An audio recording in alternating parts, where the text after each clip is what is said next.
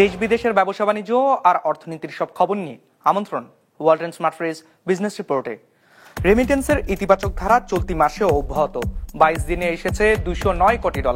স্থিতিশীল ডলারের দরের প্রভাব বলছেন বিশ্লেষকরা। এলডিসি উত্তরণের সময়সীমা পেছনের দাবিতে অনড় ব্যবসায়ীরা আদৌ সম্ভব কিনা তা নিয়ে সংশয় সরকারের। নাসা গ্রুপের 16 কারখানা স্থায়ীভাবে বন্ধ ঘোষণা, প্রতিবাদে শ্রমিকদের বিক্ষোভ। আশুলিয়ায় সড়ক অবরোধ। এমন সব খবর নিয়ে আমাদের আজকের আয়োজন। ওয়ালটন এখন দেশের সীমানা পেরিয়ে পৌঁছে গিয়েছে 50টিরও বেশি দেশে। ওয়ালটন, ঘরে ঘরে বিশ্বজুড়ে। দেশের ধারাবাহিকভাবে বাড়ছে রেমিটেন্সের প্রবাহ। চলতি মাসের প্রথম 22 দিনে এসেছে $209 কোটি, যা তার আগের বছরের একই সময়ের তুলনায় 18% বেশি। বিশ্লেষকরা বলছেন, ব্যাংকের সাথে খোলা বাজারের ডলারের দরের পার্থক্য কমা ও বৈধ পথে অর্থ পাঠানোর পদ্ধতি সহজ হয় বেড়েছে রেমিটেন্স। এমন পরিস্থিতি ধরে রাখতে পারলে সামনের দিনও এই ধারা অব্যাহত থাকবে বলে আশা তাদের। দেশে বৈদেশিক মুদ্রার দ্বিতীয় শীর্ষ উৎস প্রবাসীদের পাঠানো অর্থ বা রেমিটেন্স। বাংলাদেশ ব্যাংকের হালনাগাদ তথ্য অনুযায়ী চলতি মাসের প্রথম 22 দিনে দেশে এসেছে $209 কোটি রেমিটেন্স, যা তার আগের বছর একই সময়ে ছিল $176 কোটি। সে হিসেবে বছরের ব্যবধানে রেমিটেন্সের প্রভাব বেড়েছে $33 কোটি বা 18.4%। বিদেশে গমনকারী জনগোষ্ঠীর সংখ্যা বাড়ছে, শ্রমিকের সংখ্যা বাড়ছে, এর কারণে আমাদের রেমিটেন্স আয়টা বাড়ছে। বৈধভাবে পাঠালে আপনার একটা ইনসেন্টিভ আছে। সবকিছু মিলিয়ে এখন কিন্তু বৈধ পথে পাঠানোটা আর্থিকভাবে খুব একটা অলাভজনক নয়। 2 নম্বর হচ্ছে, এখন আপনার পাঠানোর চ্যানেলটাও অনেক উন্নত হয়েছে, বিভিন্নভাবে পাঠানো যাচ্ছে এবং অতি দ্রুত সময়ে কিন্তু প্রাপকের কাছে রেমিটেন্স আয়টা পৌঁছে যাচ্ছে। কিছু হলো তো আমাদের পলিটিক্যাল স্ট্যাবিলিটি আসছে, প্লাস এক্সচেঞ্জের যে আমাদের ব্যাংকগুলো যেগুলো অফার করছে এগুলো তো মোটামুটি মার্কেট রেটের ধারে কাছেই। এই সমস্ত কারণ মিলিয়ে আসলে রেমিটেন্স বাড়ছে।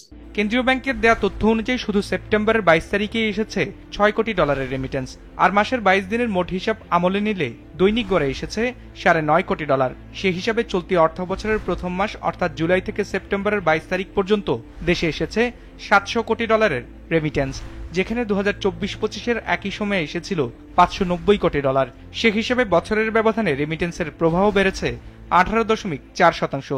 এটা ধরে রাখার জন্য অনেকগুলো কাজ করতে হবে। এখন যে কাজগুলো হয়েছে এগুলো তো ধরে রাখতেই হবে, অর্থাৎ এই বিনিময় হারটাকে কম্পিটিটিভ রাখতে হবে, তারপরে চ্যানেলগুলোকে আরও উন্নত করতে হবে যাতে আরও দ্রুততম সময়ের মধ্যে টাকা পাওয়া যায়। আর সবচেয়ে বড় কথা হচ্ছে, এটাকে ধরে রাখতে হলে আমাদেরকে, যেটাকে আমরা বলি স্কিল লেবার ফোর্স, অর্থাৎ দক্ষ জনশক্তি, এটা পাঠানোর ব্যবস্থা করতে হবে। কারণ আমাদের দেশে এই রেমিটার ফ্রেন্ডলি হয় না বলে অনেকে রেমিটেন্স করতে চায় না, বরঞ্চ মনে করে যে ঠিক আছে দালালকে দিয়ে দিই বা হুন্ডিওয়ালাকে দিয়ে দিই, সে টাকা বাসায় পৌঁছে দিবে। সুতরাং সার্ভিসগুলো আপনার রেমিটার ফ্রেন্ডলি করা, সার্ভিসগুলো কুইক করা এবং রেমিটেন্সের হারটা যেন আমাদের মার্কেট বেস থাকে, এই সমস্ত দিকে আসলে আমাদের ব্যাংকগুলোর নজর দেওয়া উচিত। বাংলাদেশ জনশক্তি কর্মসংস্থান ও প্রশিক্ষণ ব্যুরোর তথ্য অনুযায়ী 2024 সালে কাজ নিয়ে বিদেশে গেছেন 10,11,869 জন, আর 2025-এর ফেব্রুয়ারি পর্যন্ত জনশক্তি রপ্তানি হয়েছে 1.5 লাখের বেশি। বিজনেস রিপোর্ট, মাছরাঙা টেলিভিশন।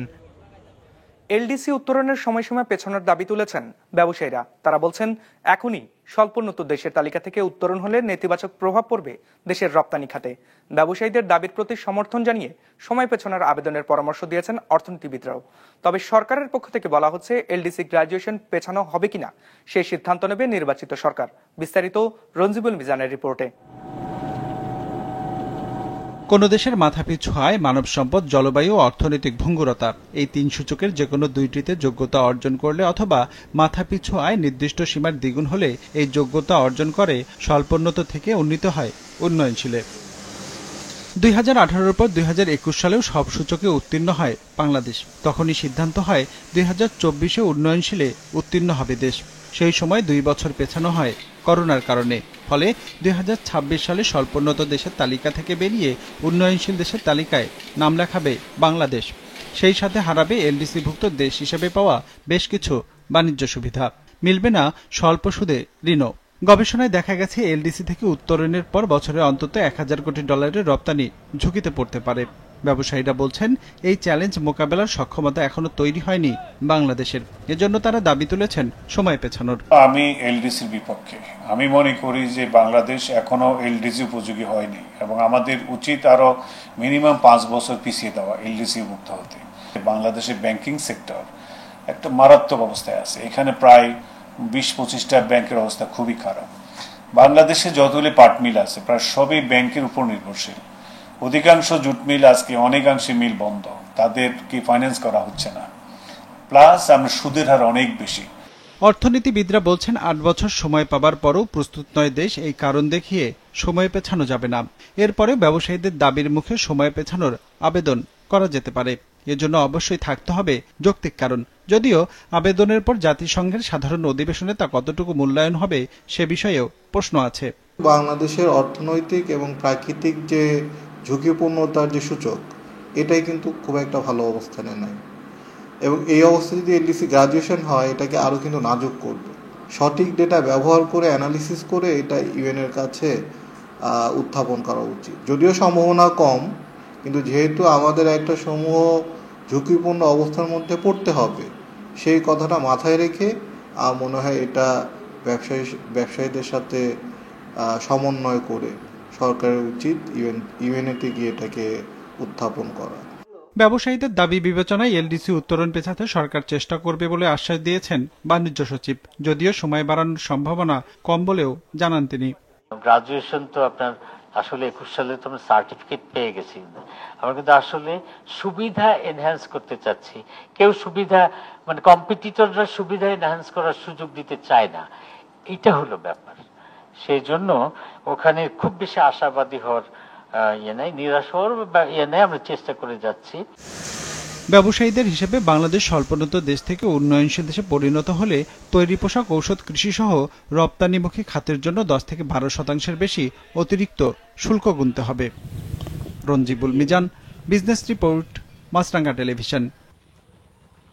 আশুলিয়া নাসা গ্রুপের 16টি কারখানা স্থায়ীভাবে বন্ধ ঘোষণার প্রতিবাদে মানববন্ধন ও সড়ক অবরোধ করে বিক্ষোভ করেছেন শ্রমিকরা।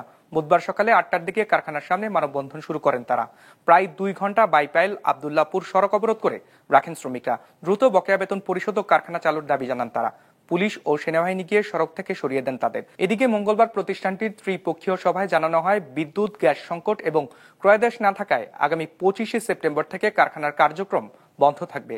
চুক্তি অনুযায়ী শ্রমিকদের আগস্ট মাসের বেতন 15 অক্টোবরের মধ্যে, সেপ্টেম্বর মাসের বেতন 30 অক্টোবরের মধ্যে এবং অন্যান্য পাওনা 30 নভেম্বরের মধ্যে পরিশোধ করা হবে। ওয়ালটন এখন দেশের সীমানা পেরিয়ে পৌঁছে গিয়েছে 50টিরও বেশি দেশে। ওয়ালটন, ঘরে ঘরে, বিশ্বজুড়ে। ময়মনসিংহ জেলা পরিষদের 2024-25 অর্থ বছরে রাজস্ব বাজেটের জনস্বাস্থ্য উপখাতে 47টি প্রকল্পে 86,50,000 টাকা বরাদ্দে অনিয়ম ও দুর্নীতির অভিযোগ তদন্তে অভিযান চালিয়েছে দুর্নীতি দমন কমিশন। এ সময় জেলা পরিষদের প্রধান নির্বাহী কর্মকর্তা কবির হোসেন সর্দারের উপস্থিত না থাকায় অন্যান্য কর্মকর্তাদের উপস্থিতিতে বিভিন্ন প্রকল্পের নথি সংগ্রহ ও যাচাই বাছাই এবং পরে অভিযুক্ত প্রকল্পে সরেজমিনে পরিদর্শনে যায় দলটি। অভিযোগে বলা হয়, প্রকল্পে সদরের ভাবখালী ইউনিয়নের এক ব্যক্তির নামে একাধিক অস্তিত্ববিহীন প্রতিষ্ঠান ও আবেদন না করেও অনেক প্রতিষ্ঠানের নাম বরাদ্দের তালিকায় রয়েছে। এদিকে ঝিনাইদহের কালীগঞ্জ পৌর এলাকার 3টি অবৈধ ইটভাটা গুড়িয়ে দিয়েছে যশোর পরিবেশ অধিদপ্তরের ভ্রাম্যমাণ আদালত। দিনাজপুরের বিরামপুরের 3টি খাবারের দোকান সহ 4টি প্রতিষ্ঠানকে 30,000 টাকা জরিমানা করেছে ভ্রাম্যমাণ আদালত। ইসলামী বিশ্ববিদ্যালয় অব টেকনোলজির অটোমোবাইল সোসাইটির উদ্যোগে 70 জন শিক্ষার্থী তৈরি করেছে অত্যাধুনিক এক রেসিং কার। 3 বছরের সাধনায় তৈরি গাড়িটি ইতোমধ্যে জয় করেছে আন্তর্জাতিক স্বীকৃতি। আনুষ্ঠানিকভাবে নির্বাচিত হয়েছে আন্তর্জাতিক প্রকৌশল নকশা প্রতিযোগিতা ফর্মুলা স্টুডেন্ট চায়না 2025-এ। গাজীপুর জেলা রিপোর্টার ফারদিন ফেরদৌসের পাঠানো তথ্য ছবিতে নেক্সট রিপোর্ট। যুক্তরাজ্যের মোটর স্পোর্টস র্যালিতে তৈরি এক আসনের অত্যাধুনিক ফর্মুলার গাড়ির মতোই গাড়ি বানিয়েছেন আইইউটির শিক্ষার্থীরা। 70 শিক্ষার্থীর 3 বছরের চেষ্টায় তৈরি এই গাড়ির ইঞ্জিন ছাড়া বাকি সব সরঞ্জাম দেশেই তৈরি। সফলভাবে গাড়িটি চালানোর এই ছবি তারা ছড়িয়ে দিয়েছে নেট দুনিয়ায়। বিশ্ববিদ্যালয়ের মেকানিক্যাল, আইপিই, সফটওয়্যার, ইলেকট্রিক্যাল এবং বিজনেস অ্যান্ড টেকনোলজি ম্যানেজমেন্ট বিভাগের শিক্ষার্থীদের সমন্বয়ে গঠিত একটি দল গাড়ি তৈরির এই কাজটি করেছে। বাইরের কারো আর্থিক সহায়তা ছাড়াই শিক্ষার্থীদের নিজস্ব উদ্যোগে সংগ্রহ করা 12 লক্ষ টাকায় তৈরি হয়েছে গাড়িটি। প্রজেক্টের পিছনে 2022 সাল থেকে ডিজাইন ফেজ এবং ম্যানুফ্যাকচারিং ফেজে প্রায় 12 লাখ টাকা খরচ হয়েছে। এটা মোটামুটি আমাদের ম্যাক্সিমামই আমাদের স্টুডেন্টরা বেয়ার করেছে। 5 বছর 6 বছর যখন একটা ডেভেলপমেন্টের মধ্য দিয়ে যাবে গাড়িটা, তখন আমার গাড়িটা একটা প্লেস পাবে। আগামী মাসে বিশ্বের শীর্ষ স্থানীয় প্রকৌশল প্রতিভাবানদের এক মহাসমাবেশ হতে যাচ্ছে ফর্মুলা স্টুডেন্ট চায়না প্রতিযোগিতা, যেখানে বিভিন্ন বিশ্ববিদ্যালয়ের দলগুলো নিজেদের ডিজাইন করা ফর্মুলা স্টাইল রেস কার নির্মাণ ও প্রদর্শনীতে অংশ নেবে। প্রতিযোগিতায় দলগুলোকে মূল্যায়ন করা হবে ডিজাইন, খরচ বিশ্লেষণ ও ব্যবসায়িক উপস্থাপনা সহ নানা বিষয় মাথায় রেখে। বাংলাদেশ থেকে আইআইটির টিম সহ বিশ্বের প্রায় 70টি বিশ্ববিদ্যালয় এতে অংশ নিচ্ছে। এই আন্তর্জাতিক প্রকল্পের অংশ হতে পেরে গর্বিত অটোমোবাইল সোসাইটির শিক্ষার্থীরা। একজন আরেকজনকে জড়াই ধরে কান্নাকাটি করার মতো অবস্থা যে ফাইনালি আমরা আমাদের গাড়িটা রান করাইতে পারছি। আমাদেরকে যে কাজগুলো করতে হয় এগুলো সে বাংলাদেশে একটা গাড়ি ডেভেলপ করা খুব টাফ। সো ওই রকম একটা চ্যালেঞ্জ অতিক্রম করে যখন আমরা জিনিসটা তৈরি করতে পেরেছি, that actually feels very good. Formula student China 2025-এ অংশগ্রহণ শুধু আইআইটির আন্তর্জাতিক মান, সৃজনশীল ধারণ এবং দলগত কাজের অন্যান্য অভিজ্ঞতা অর্জনেরও সুযোগ করে দেবে। বাংলাদেশ থেকে ফর্মুলা চায়নাতে যাচ্ছি, এবার এমআইএস এর একটা টিম আছে, আর আমরা ফর্মুলা আইওটি যাচ্ছি। এটার আমরা অনেক ভালো একটা রেসপন্স পেয়েছি অ্যান্ড ইনশাল্লাহ আমরা নেক্সট ইয়ারও যে আইওটি অটোমেটটা আবার অ্যারেঞ্জ করব। বাংলাদেশের তৈরি এই ফর্মুলা গাড়ি নিয়ে আগামীতে আরো বড় আন্তর্জাতিক প্রতিযোগিতায় অংশ নেওয়ার স্বপ্ন দেখছে শিক্ষার্থীরা। একই সঙ্গে আধুনিক প্রযুক্তির সহায়তায় নিজেদের তৈরি গাড়িকে আরো উন্নত ও প্রতিযোগিতামূলক করার লক্ষ্য তাদের। সাব্বির হাসান, বিজনেস রিপোর্ট, মাছরাঙ্গা টেলিভিশন।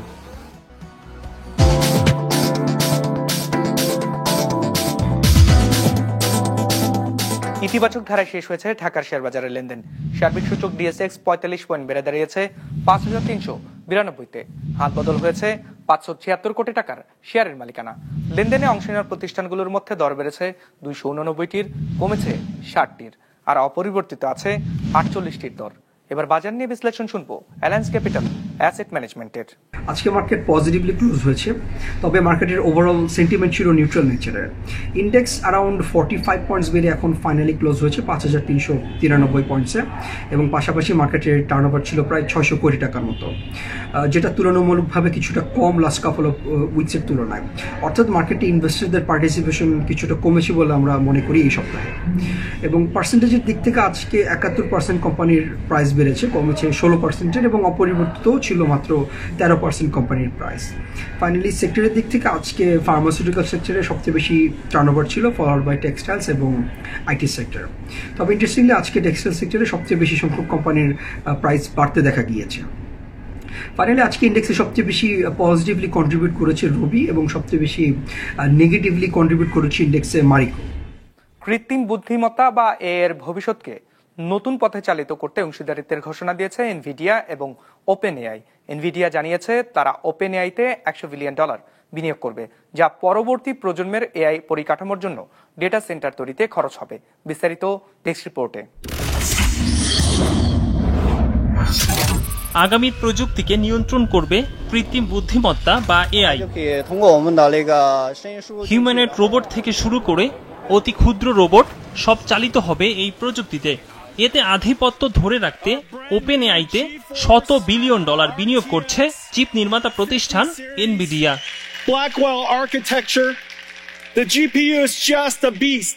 ওপেন এআইকে উচ্চ ক্ষমতার চিপ দেবে এনভিডিয়া, যা পরবর্তী প্রজন্মের এআই পরিকাঠামোর জন্য ডেটা সেন্টার তৈরিতে ব্যবহার করা হবে, যাকে কৌশলগত অংশীদারিত্ব হিসেবে বর্ণনা করেছে প্রতিষ্ঠানটি।